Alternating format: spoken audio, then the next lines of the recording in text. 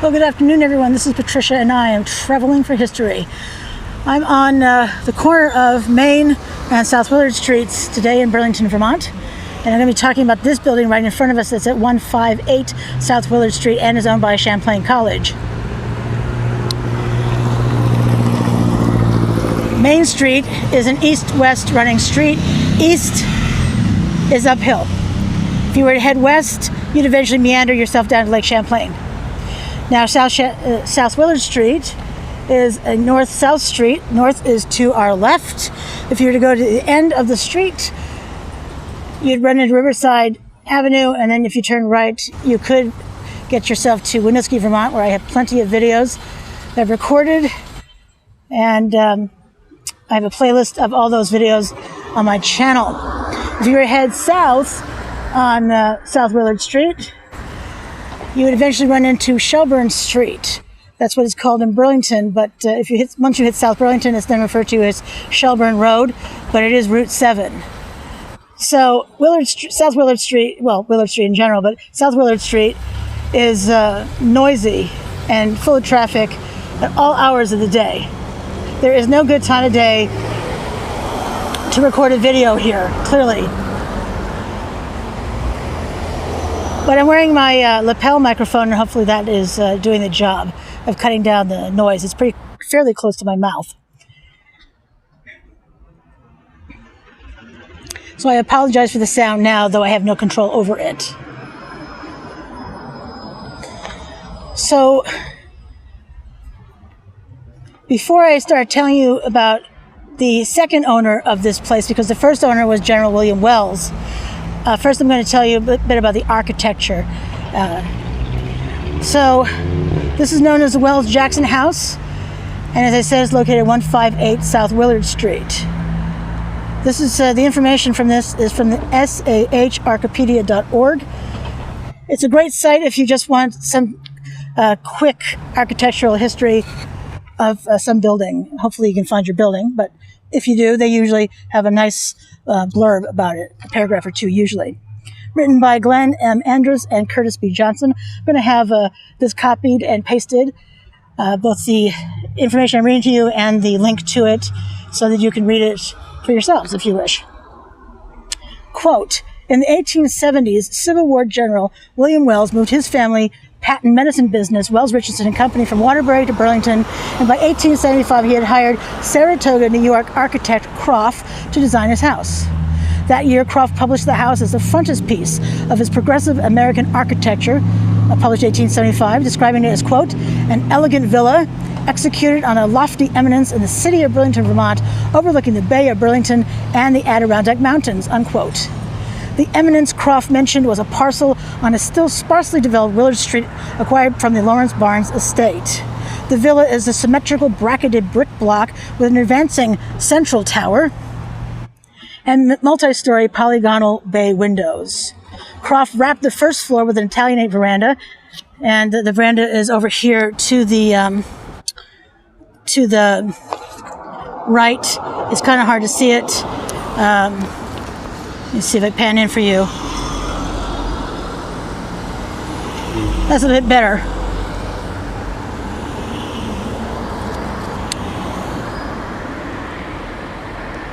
And capped the house with slate mansard roofs and iron crestings. So the mansard roofs are this and this. I don't see iron crestings anymore, but they would have been along the roof lines there and along both sides of the mansard roof. The beauty of a mansard roof, by the way, is that it gives another story of useful space in your attic, because the part under the roof is considered the attic, and the tax man did not charge for basements or attics, even if it were useful spaces. Yay. All right, back to the quoting now. The tall mansards, attenuated windows, and narrow dormers give Croft's published design a characteristically vertical thrust. As executed by A.B. Fisher, who became one of the city's most important builder architects, the house is slightly less busy and assertive, though far more animated than Burlington's earlier Italianate houses, unquote. Horatio Nelson Jackson, March 25, 1872 to January 14, 1955, was an American physician and automobile pioneer. In 1903, he and driving partner Sewall K. Crocker became the first people to drive an automobile across the United States. This is a picture of Dr. Jackson as photographed in 1913. By the way, I don't think this article mentions it, but Dr. Jackson preferred going by Nelson rather than Horatio. He used the H. Nelson Jackson. Jackson was born in Toronto, Ontario, Canada on March 25, 1872. A son of Samuel Nelson Jackson, 1838-1913, and Mary Ann Parkin Jackson, 1843-1916. His siblings included John Holmes Jackson, who served several terms as mayor of Burlington, Vermont. Another brother, Hollister Jackson, served as lieutenant governor of Vermont. Jackson attended the schools of Toronto and Toronto's Collegiate Institute. He graduated with an MD degree from the University of Vermont in 1893, became a physician, and practiced in Brattleboro and Burlington. He married Bertha Richardson Wells, the daughter of William Wells, a Medal of Honor recipient and one of the richest men in Vermont, as a partner in Wells, Richardson and Company, manufacturer of Payne's celery compound, a popular patent medicine. H. Nelson Jackson and Bertha Wells were the parents of daughter Bertha, 1906 to 1984, the wife of George B. Kolk, and the longtime editor of the Burlington Daily News, of which her father was publisher. Besides his medical practice, Jackson was an auto enthusiast who differed with the then prevailing wisdom that the automobile was a passing fad and a recreational plaything. While in San Francisco's University Club as a guest on May 18, 1903, he agreed to a $50 wager equivalent to $1,440 in 2020 to prove that a four-wheeled machine could be driven across the country. He accepted, even though at age 31, he did not own a car, had practically no experience driving, and had no maps to follow. What could go wrong, right? Jackson and his wife planned to return to their Burlington, Vermont home in a few days, and both had been taking automobile driving lessons while in San Francisco. She returned home by train, allowing him to take his adventure by automobile.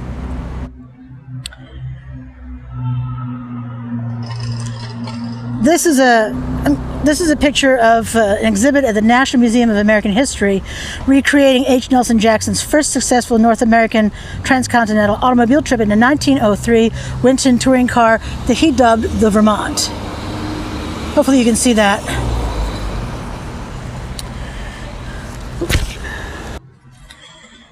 Having no mechanical experience, Jackson convinced a young mechanic and chauffeur, Sewall K. Crocker, to serve as his travel companion, mechanic, and backup driver.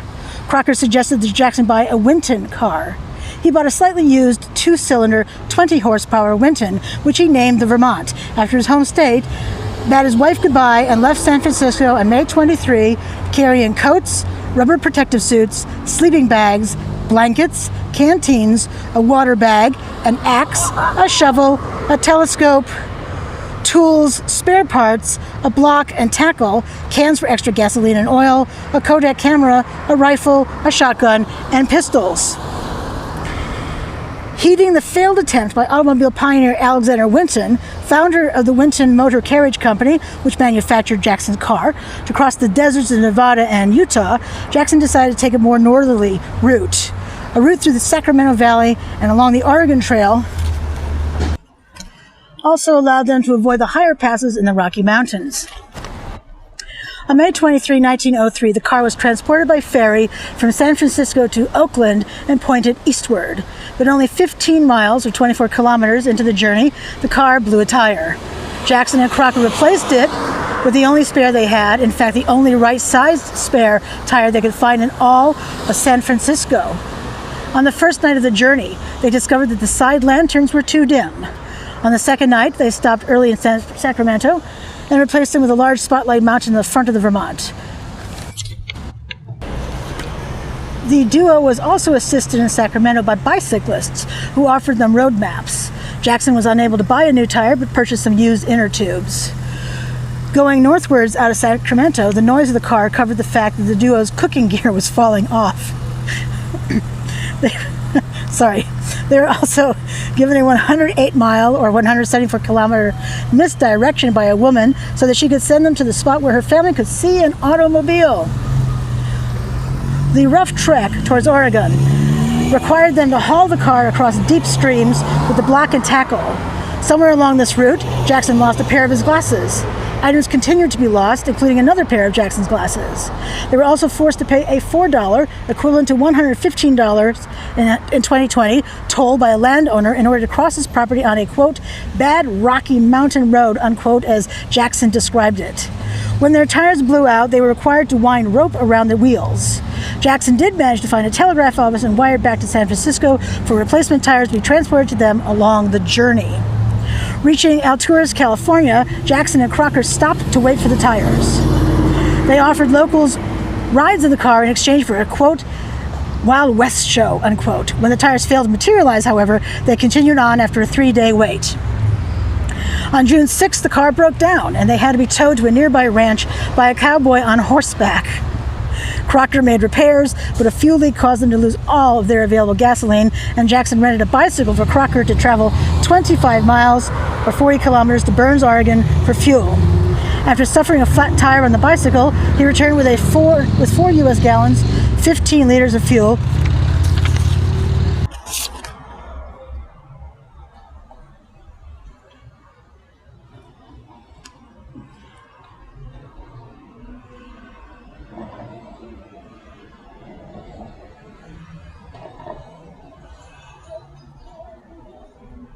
which Jackson complained cost him, quote, unquote, nearly $20, and they returned to Burns to fill up.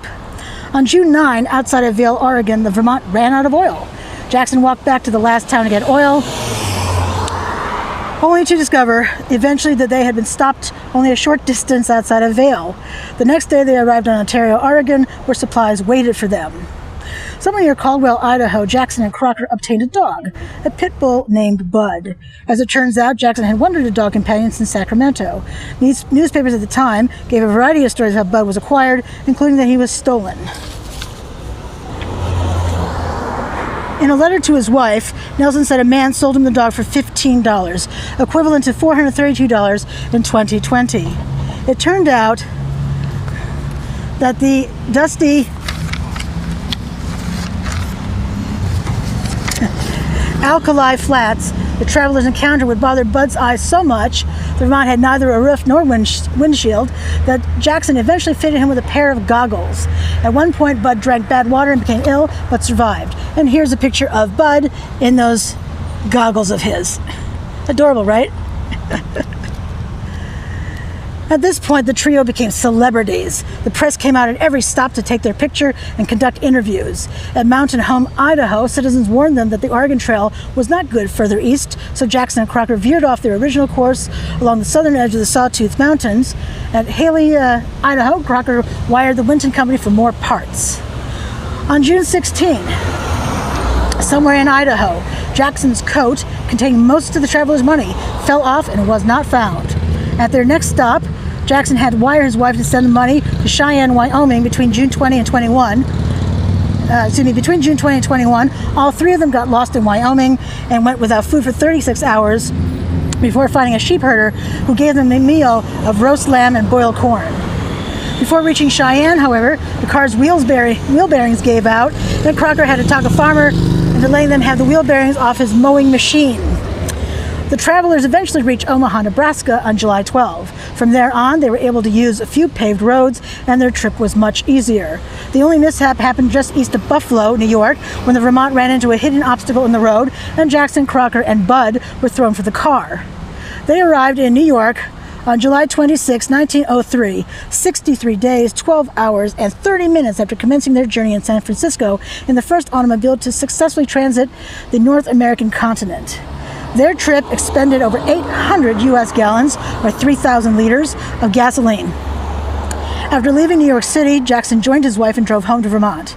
About 15 miles, or 24 kilometers from home, his car once again broke down. His two brothers each driving his own automobile, came to help him get going again.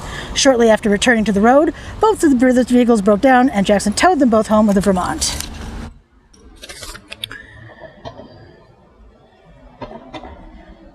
Upon reaching the threshold of Jackson's garage, the Vermont's drive chain snapped. It was one of the few original parts never replaced during the entire journey. Jackson continued to reside in Burlington, Vermont with his wife Bertha and Bud the dog. He was active in several businesses, including a granite manufacturing company owned by his brother Hollister. Hollister Jackson was serving as Lieutenant Governor of Vermont when he died in the Great Vermont Flood of 1927. A longtime member of the Vermont National Guard, when World War I broke out, Jackson was considered too old for active service, but he contacted former President Theodore Roosevelt, whom he had met at some point in Burlington, through whose influence Jackson was placed on active duty as a captain in the Medical Corps. While serving with the 79th Division as a major, he was wounded at the Battle of Montfaucon during the Meuse-Argonne offense. Jackson's awards included the Distinguished Service Cross, Purple Heart, Croix de Guerre from France, and France's Legion of Honor. The Distinguished Service Cross was presented to Horatio N. Jackson, Major, Medical Corps, U.S. Army, for extraordinary heroism in action while serving with 313th Infantry Regiment, attached 79th Division, AEF, that's the American Expeditionary Forces, near Montfaucon, France, September 26 to 29, 1918. Constantly working in the face of heavy machine gun and shell fire, Major Jackson was most devoted in his attention to the wounded, always present in the line of advance, directing the administering of first aid and guiding the work of litter bearers. He remained on duty until severely wounded by high explosive shells when he was obliged to evacuate. Following the war, he became a colonel in the Officer Reserve Corps and was one of the founders of the American Legion. Nelson twice ran for governor of Vermont. In addition to owning and publishing the Burlington Daily News, was head of the Burlington Trust Company and owned and operated radio station WCAX, which is known now as WVMT. At one point, he was ticketed for exceeding the 6 mile per hour or 9.7 kilometer per hour speed limit in Burlington. Jackson died in Burlington on January 14, 1955. He was buried in Burlington's Lakeview Cemetery. In 1944, Jackson gave his Winton, the Vermont, to the Smithsonian Institution in Washington, D.C., where it is preserved. Documentary filmmaker Ken Burns produced the film Horatio's Drive for PBS. The film is based on the book of the same name by Dayton Duncan. Tom Hanks provided the voiceover narration for Horatio Nelson Jackson. The film features many old songs, framed by a popular number from 1914 called, quote, "He'd have to get out and get under to fix up his automobile," unquote. Alrighty, so that concludes this video on Dr. Horatio Nelson Jackson, second owner of this amazing, amazing house. 7,000 square foot house, actually. So, if you are enjoying my content, I hope you are, I hope you would subscribe to my channel. I upload videos every day of the week, and at this point I have 155 videos up. I typically upload one video a day, but sometimes you get more than one. If you click on the notification bell, you will be notified each and every time I upload a video to YouTube. Want to see my photographs? Sure you do. I'm on Instagram, and you can follow me there to see them. I also post videos there. And you can follow me on Facebook, Traveling for History. On Twitter, you can follow me there. You can even buy me a coffee if you wish, or a book, on through buymeacoffee.com. Your support helps me with the channel. So thank you so much for watching, and until next time, this is Patricia, and I am Traveling for History. Bye.